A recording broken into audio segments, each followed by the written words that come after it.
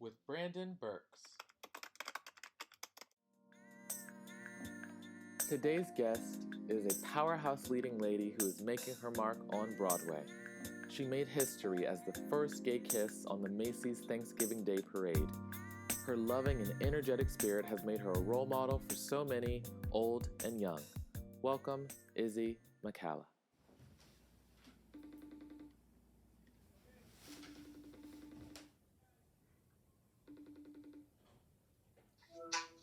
Hello. Hi, Izzy. How are you? Good, how are you? I'm so good. Oh, you look so beautiful in your turtleneck. Thank you. I dressed up for you. Oh, stop. I was getting nervous. I was like, is Izzy not going to answer? No, I was going to answer. I was just, I was filling up a glass of water. Living her life. No, I understand. These things, you get thirsty during these things, so I understand. You do. How are How are you you doing? I'm good. I am keeping busy creatively online. So, it was that lull of like my show's canceled. I have a lot of time now. What's on Netflix? And then once I was like, we're inside for a while, like I beg for days off. I have them, what am I really going to do with them? So Yeah. that's kind of where I'm at right now. What have you been up to? Kind of the same thing. Actually, today is a month, full 4 weeks since our show closed and we got the notice and I've been unemployed, and I've been okay. It goes up and down. I think the sadness comes in waves, but also this sense of contentment has kind of, I've become accustomed to like exploring, and I'm very okay with who I am and where I am, and I think I found a balance of rest and like I'm doing a lot of productive things for myself, right, in terms of mental health and writing a lot and reading and working out when I can. And nice. Now the cabin fever is just starting to hit, so we'll see how long. I had on my calendar for an entire 5 weeks, fly La Jolla Playhouse, March 23rd. Like, I was ready to see. I was so ready to see it. I know. Yeah, it was sad to delete that out of my calendar. Because I was talking to Lacey the whole time, like, how's rehearsal going? Like, I was so excited. And I was like, I just did Footloose with Izzy, and then I was like, wait, no one's performing anywhere right now, honey. No, nothing's happening. Not at all. And that's kind of like the comforting thing too, is that our entire industry is at a standstill, let alone the entire world is facing the same pandemic, but with different circumstances, naturally. But there is something comforting in that you don't have to compare yourself to other people because there's nothing else to be doing. Our responsibility is to not do anything. Yeah. So that's kind of nice to know that we're all going through it together. Yeah. Were you like preparing for a show day? Like, what were you doing when they gave you notice? I was in bed still. I am nocturnal, and so I go to bed late and I wake up late. Yeah. And it was a Thursday, so we would have had a 7:30 show, and I think around 11 or noon. Like, Broadway had just posted that they were suspending all performance for a month. Now we know it's longer. And we have a text thread of the cast, and we're like, this isn't good. This is not good. And then somebody said, check your email, and then we all got it. They were like, we're done, completely. And I remember thinking, I have a very adaptable personality and mindset, so I was shocked at first, but not super surprised, because I had a feeling this might happen eventually. The way, like, NBA was shutting down, there were so many things across the country that were just stopping, and I knew that theaters, because it's such a large group of people congregating, would be the next thing to go. So I was shocked for a bit, and then it was more like I went into planning mode in my head. I'm like, okay, well, what do I do next? And I had this flight of fancy where I wanted to, my parents live on the East Coast, they're in New York, and I wanted to like take a van across the country and visit all the national parks on the way, and I'll be like, I'll just be in nature, and I'll drive around for 2 weeks, and that's what I'll do. And they've now closed the national parks, so I won't be doing that. No ma'am. But there was a moment, but luckily the La Jolla Playhouse is wonderful, and they said nothing is coming in for a while. You are welcome to stay in the apartments here until you figure out what you do. So I think half of the cast, really 3/4 of the cast, left to go home after that weekend. They took the rest of the weekend to clean up and ship their boxes and get their affairs in order before they left. And then the rest of us have kind of been self-isolating here in La Jolla. Wow. So I've been here for a month, and it's a beautiful place to sit still and do nothing. Yes. Because there is so much nature that you have access to, and the weather is moderate, and it's peaceful. It's peaceful here. Yeah, so I was born in San Diego, so I am so Oh my God. Yeah. I was born in Poway, like right by La Jolla, so I understand like that nature and that beauty and the kind of the stillness that you're in right now. So that's great, because being in New York still, it's how are you? going to like Target and just the simple little things, running to the bank, those tiny little things that you have to do are weird, because it feels like a movie. You're used to hustle bustle, and then it's like no one's outside, and if they are outside, everyone has a mask. People don't really talk to each other in the street in New York, but you're even more aware of it when you're like, I can't speak to anyone or talk, get close to them or whatever. So yeah, New York is interesting right now. I've realized how much of a physical being I am, because I just love touching people. Yeah. Which sounds maybe horrible, but I don't know. That's something because physicality is definitely like a way I express my adoration for someone. Wow.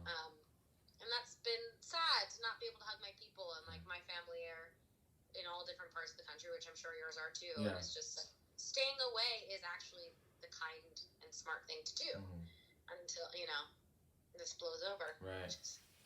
So how long have you been in New York? How long have you lived here? I graduated college in 2015, and I moved about 6 months later. So it's 4 years, just over 4 years. Wow. Yeah. Great. Yeah.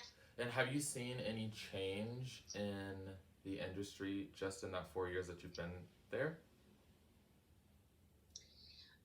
I would say that I think it is currently evolving. I think I'm in the midst of it. Not that there's been anything so stark in terms of representation, but I think there is more of a focus on diversity in casting and what stories we're telling, and promoting directors and writers of color and women. And I think that conversation is now at the forefront of every project. Yeah.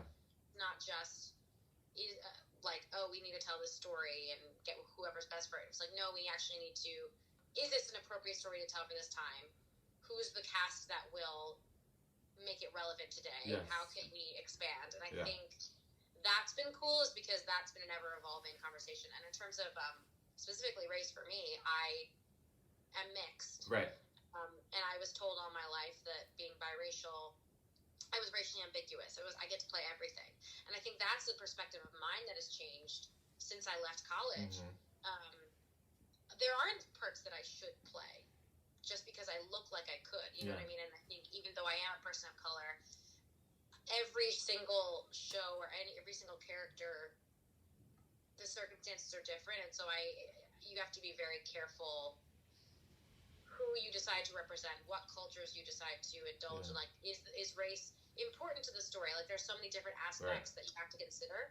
And I think we're all being a little more thoughtful of that now and considerate and trying to determine who should tell what stories and, how far does policing go. I think it's an ever-evolving conversation, but that's one that I've been around a lot. Gotcha.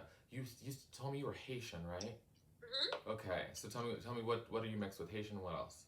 So I'm Haitian, Jamaican, Irish, a little Panamanian, a little probably Danish and French. Don't really know. I'm a mutt. That's some good food you got in your lineage, honey.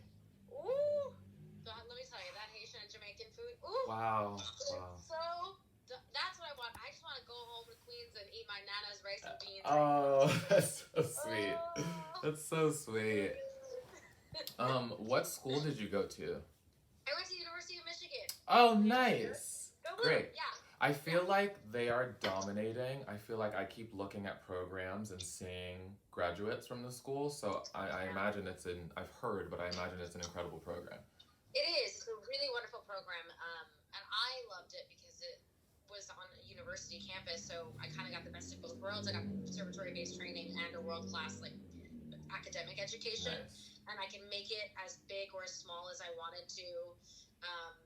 But they really are intent on cultivating individuals, not making cookie cut. Like, you're not going to be the next Sutton Foster. You're going to be the next you. You know what I mean? There's no reason for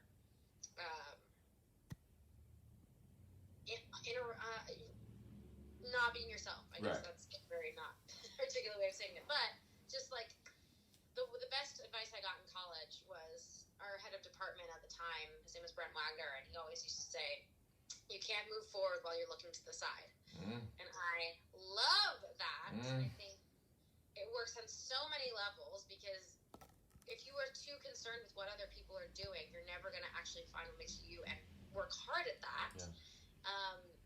And also, it's so important to be supportive of the people around you and to realize there's room on stage for all of us in different shows at different times. There's other people's success are not your failure, all of that good stuff. But it was a good place to learn all of that and to fail. It's so important to learn how to fail in front of people, and that's okay. And not make it determine your worth. I think is a big thing. Okay, tell me some favorites. What's your favorite color? Orange. Orange! Yeah. I love that. I was talking to Michael Park in another episode of this, and his favorite color is orange. And I'm like, I don't know if I knew that. I didn't know that. I'm going to text him after this. Okay. I'm like, that's cool, because I have like a little pop of orange back here. And I'm I'm going to start incorporating it in my wardrobe, because I'm like, orange is lit. It's lit. And it's also like just so wonderful. It makes you feel good. It's not too obtrusive. In a way where yellow is like, ooh, Yeah, she can be like, love me. Yeah. But orange for me is like, cool, but come on, baby. Here's your warm okay. Oh yeah, I like that voice too. That's nice. Okay, what's your favorite dessert? Cookies and cream or mint chocolate chip ice cream. Okay. Or ice cream cake. Do you remember ice cream cake when you were a kid? Ice cream cake is incredible. There's something about the frosting on ice cream cake. Yes! It's so silky. It's and then different. The cookie crumbles in the middle. Oh, it's so good. Okay, I know where we're going for dessert next time we're together. Okay. Favorite genre of music? Oldies. Like Ella Fitzgerald, Louis Armstrong. I could listen to that like a classic standard radio station for a long time. You should see my YouTube recently played, or you might like. It's that, because I've been doing a lot of like digging into the old era for a show I'm researching, and it's all jazz music right now. So yeah, I feel that. I love old anything. It just sounds like timeless to me in a way where a lot of new music, I'm like, will this last in 40 years from now, So it might though. Illustrations of those older songs, standards too, that just really tug at your heartstrings. You're like, oh, I know exactly what place this person is in. Yes. Yeah. What's your favorite time of year? Summer. Why? Yeah. I've got tropical blood in me. Yeah. I get outside. If I get a tan, I'm like, oh, there you are, Peter. I love jumping in water. I love being outside in nature and I like being warm. I don't like being cold. Yes. Simple as that. Wow. Okay, period. Great. Okay, I've seen you in rehearsal, so take me through a rehearsal process for you. Watching you felt like you'd been in rehearsal for 2 weeks already. Well, thank you. I appreciate that. I think a lot of it, I kind of thrive in situations where there is a short time that you have to get things ready, because there's no other choice but to do it. Right. And I think going into it, I had learned some of the music ahead of time so that I would be prepared, because I asked for a copy of the script and the music, especially for Footloose specifically. Can't do that for everything, but for something where you're putting it up in 3 weeks, I don't know about you, but every time I start a new show, I'm terrified. I'm terrified that I'm going to be bad. Freaked I'm terrified that I'm out. going to fail. Yeah. Freaked out. Yeah. And I think we all feel that to a certain extent. And it's kind of one of those things where when you are in the room, you have no choice but to give yourself permission and to just try. Yeah. Because, and just know that you will do things that are wrong and that Yeah. don't work. But if you don't take it personally and if you look at it as, okay, how can I play around with this more? I think I enjoy rehearsals because it feels like a playground, not because I feel like I have to get things right. Right. And so I think if I can let things go more quickly, then the more I will be able to find exciting new ways of doing things. Yeah. And the more enjoyable and calm I will be in a rehearsal process, where I don't feel like I have to prove myself, even though I do feel like I have to prove myself. But it's also watching people you idolize who work. You go into these rooms with these legends sometimes, and they all have a different way of approaching material, and you take what you love about them, and try to incorporate it into your, way of working, I suppose. Wow. But I've always admired those actors who are super collaborative and ask questions and are supportive of one another. Yeah. And, just are all about what we make together rather than how do I love. Right. Yeah. So talk to me about Aladdin. Like, what's it like doing a Disney role? Because, I mean, all these kids come to the theater leaving, the movie. Yeah. That's the last image of Jasmine they have in their head, and then they get to see you, a beautiful mixed-race person on stage playing this role. Like, what was that like? It was so wonderful. I love Jasmine. She's got so much fire in her and heart and soul. And I loved playing her because even though she is technically a Disney princess, being a princess is actually what stands in the way of what she wants. Yeah. So that it was great because I couldn't play that. Yeah. I couldn't play royalty. I had to play adventure and wanting to find love, getting out there, and being that role model for a lot of girls was so wonderful. And also to find that confidence within myself. I mean, I spent 2 years with her, and she taught me a lot about going after what you want, being patient, but also advocating for yourself. And, not taking no for an answer. So I loved that. And then I got to fly a magic carpet, which is so cool. That's why I love Disney shows, because something will be extra magical somewhere in that show. And it just we would get on the carpet and the scenery would pull away and we'd just seemingly be floating in the air and then flying through the air, and you hear the gasps in the audience and the kids, and they point and they're like, look, and some sing along with you. It's so lovely. Wow, it is magical. So and you feel, and the lighting and the design, everything about it is just a perfect theatrical moment. I loved that. I love it so much. Did you find similarities in the prom at all? In like the confidence of the girl? Like how did those characters differ? Yeah, they're very different. So Alyssa Green in the prom is wildly insecure. And she's also incredibly smart and has an overbearing parent, just like Jasmine. However, she kind of lets her mother rule her life a little too much. And she doesn't know how to stand up for herself. She just knows how to get the grade and blend in, and doesn't want to ruffle feathers. She just wants to love who she loves, but doesn't know how to achieve that and make everyone happy, because that's all she's worried about, is making everyone happy. And of course that leads to despair. But so for me, because I tend to take on qualities of the characters I play, that was a hard one at first, because I would live and sit in the insecurity, and in the rehearsal process it became a little tricky because I realized I needed to learn how to separate Alyssa from Isabel. Yeah. Because I couldn't do my job correctly if I was too insecure.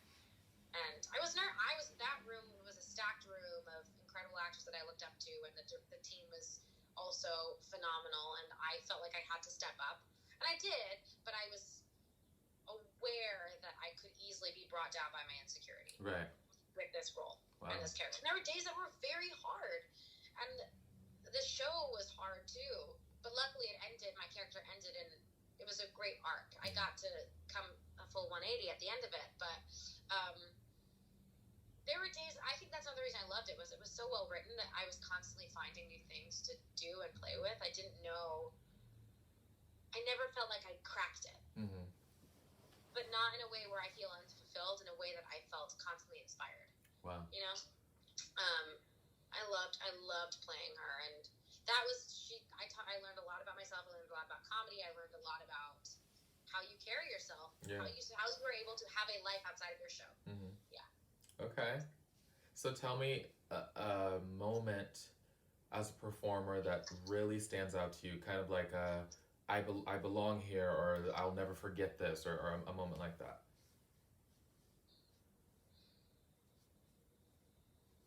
Probably opening night of prom.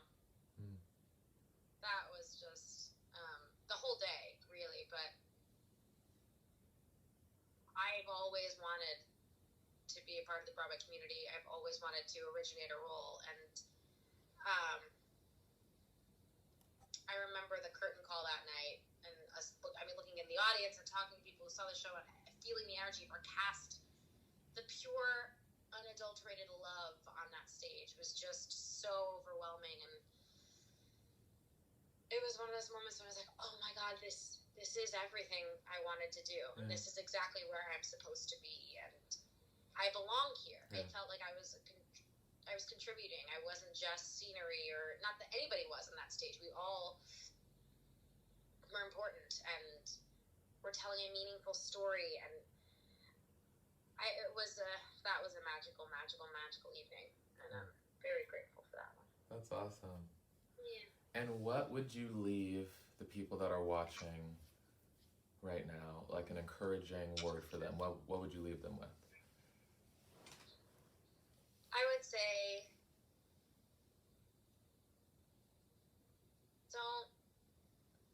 follow your passion, find it, hone it, but make sure it doesn't determine your worth. Because then there are times like this when we can't do what we do. I mean, as actors, we're kind of prepared for moments of quarantine because we're often out of work. Yeah. And there are lulls. But when you have a sense of self-worth outside of your job, it makes these moments much more bearable. When it's about community, or it's about,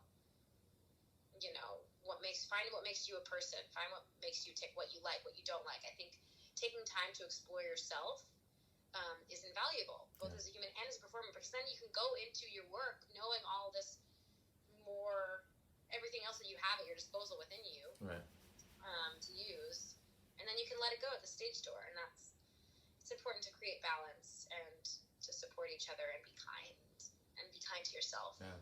First and foremost. You're amazing, Izzy. You're amazing, Brandon. So good to talk to you. See you. I know. I'm a hugger too, so I wish I could just jump on you right now. I know. Oh, I miss hugs so much. I miss hugs a lot. But I will hug you virtually right now, and then soon. Yes, for sure. And then soon, once either I'm at your theater watching Fly, or you're back in New York.